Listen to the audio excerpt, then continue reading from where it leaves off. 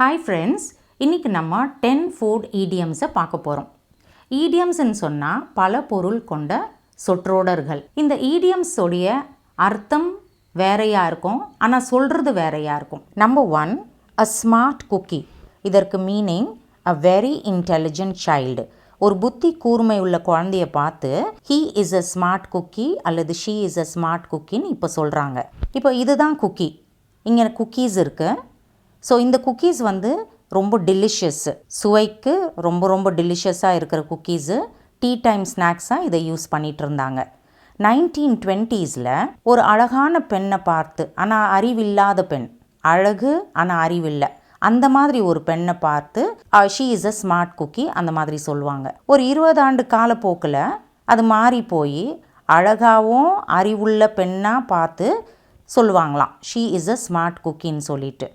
ஆனால் இப்போது பார்த்தீங்கன்னு சொன்னாக்கா ஒரு புத்தி கூர்மை உள்ள குழந்தைய பார்த்து சொல்கிறாங்க he is a smart cookie or she is a smart cookieன்னு சொல்லிட்டு. சென்டென்ஸை பார்க்கலாம். my neighbor's daughter is a smart cookie.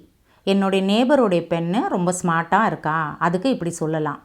நீங்கள் யாரை வேணாலும் பார்த்து அவங்க ஸ்மார்ட்டாக இருந்தாக்கா நீங்கள் இப்படி சொல்லலாம் a smart cookieன்னு சொல்லிட்டு. Number 2, use your noodle.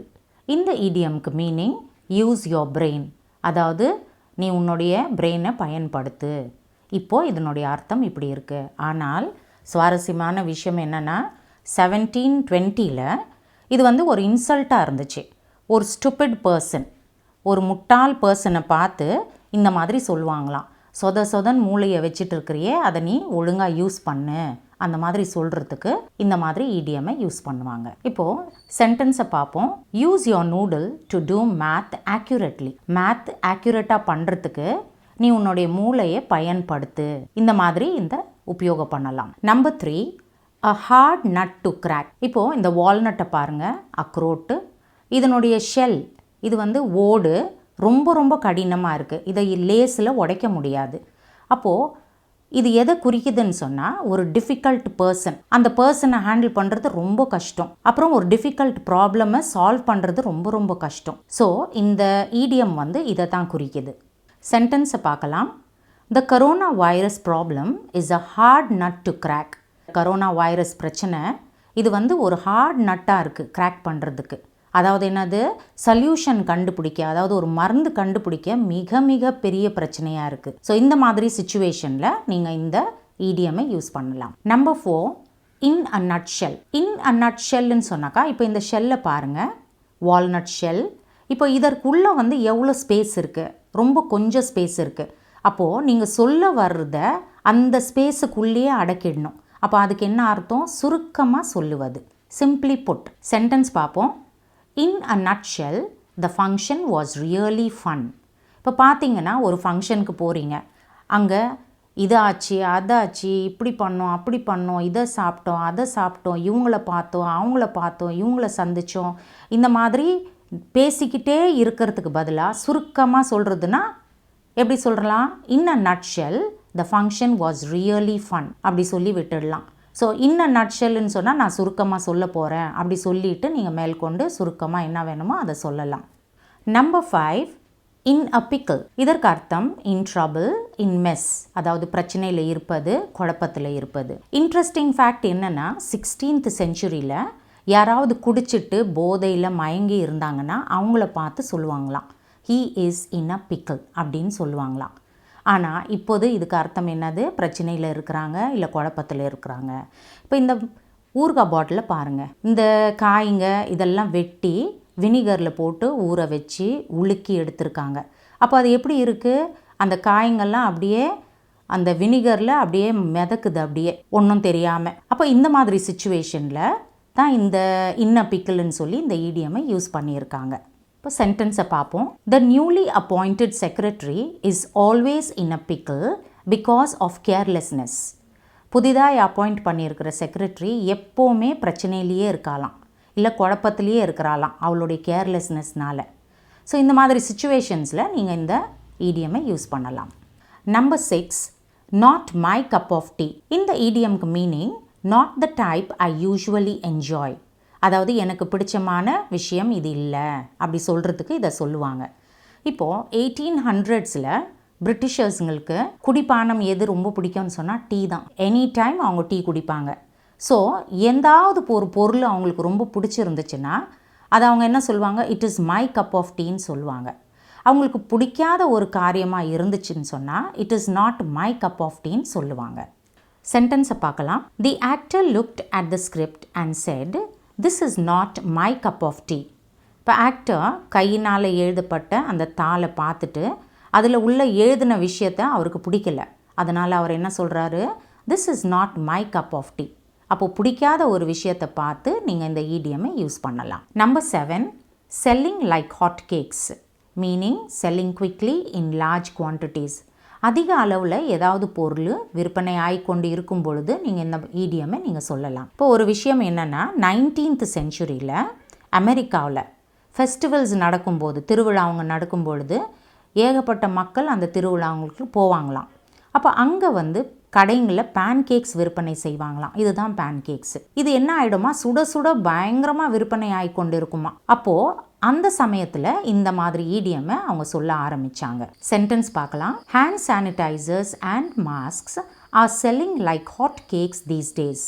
இந்த நாட்களில் ஹேண்ட் சானிடைசர்ஸும் மாஸ்க்ஸும் அதிகமான அளவில் விற்பனை ஆகிக்கொண்டு இருக்கிறது. ஸோ இந்த மாதிரி சிச்சுவேஷனில் நீங்கள் இந்த ஈடியமை தாராளமாக யூஸ் பண்ணலாம். Number 8, bread and butter, the source of one's food. ஒருத்தருடைய வாழ்வாதாரம், அதாவது ஏதாவது வியாபாரம் செய்து அல்லது வேலை செய்து சம்பளம் வந்து அந்த சம்பளத்தை வச்சு அவங்க வீட்டுக்கு தேவையான பொருட்கள், உணவுப் பொருட்கள் அதை வாங்கிறது, அதற்கு பேர் பிரெட் அண்ட் பட்டர். இப்போது அந்த காலத்தில், அதாவது மிடில் ஏஜஸில் இங்கிலாண்டில், யூரோப்பியன் கண்ட்ரீஸில் ஃபார்மர்ஸுங்க வீட்டுங்களில் சாப்பிட்றதுக்கு நிறைய பொருள் இருக்காது. ப்ரெட்டு, பட்டர், சூப்பு இந்த மாதிரி தான் வச்சு சாப்பிடுவாங்க. அப்போ அவங்க என்ன பண்ணுவாங்க, வேறு வேலைங்க பார்த்து அதில் வர பணத்தை வச்சு அவங்களுக்கு தேவையான பொருட்கள்லாம் வாங்குவாங்க. ஸோ அந்த சமயத்தில் இந்த பிரெட் அண்ட் பட்டர்ன்ற ஈடியம் அவங்க யூஸ் பண்ண ஆரம்பித்தாங்க. சென்டென்ஸை பார்க்கலாம். Teaching is my bread and butter. அதாவது என்ன அர்த்தம், நான் டீச் பண்ணுறேன், நான் ஒரு டீச்சராக இருக்கிறேன். ஸோ அதில் வர வருமானத்தை வச்சு நான் என்ன பண்ணுறேன், என்னுடைய வாழ்வாதாரத்தை நடத்துகிறேன், எனக்கு தேவையான விஷயங்களெல்லாம் நான் கவனிக்கிறேன். ஸோ இந்த மாதிரி விஷயத்துக்கு நீங்கள் பிரெட் அண்ட் பட்டர் அப்படி சொல்லி இந்த ஈடியமை யூஸ் பண்ணலாம். Number 9, to go bananas or to go nuts. இதற்கு மீனிங் என்னது, to lose control by over excitement or loss or failure. இப்போ அதிகமான எக்ஸைட்மெண்ட்டோ இல்லை லாஸ் ஆர் ஃபெயிலியர் அதிகமாக வந்துடுச்சின்னு சொன்னால் அந்த சமயத்தில் என்ன பண்ணுறோன்னே தெரியாது. அப்போ அந்த மாதிரி நேரங்களில் இந்த ஈடியமை யூஸ் பண்ணலாம். இப்போ இதுக்கு ஒரு இன்ட்ரெஸ்டிங் ஃபேக்ட் இருக்குது. என்னன்னு கேட்டிங்கன்னா, 1960 அமெரிக்காவில் காலேஜ் கேம்பஸுங்களில் இந்த மாதிரி இந்த ஈடியமை ஆரம்பித்தாங்க. ஸோ அப்போ என்ன சொல்லிட்டு இருந்தாங்க, டு கோ ஏப்ஸ்ன்னு சொன்னாங்க. ஏப்ஸ், ஏபிஇஎஸ், ஏப்ஸ்ன்னு சொன்னால் மனித குரங்குகள்.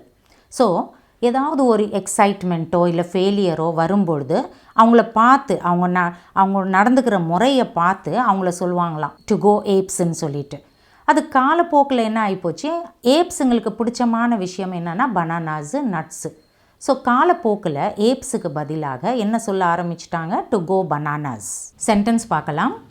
She was about to go bananas when she heard about the closure of a business.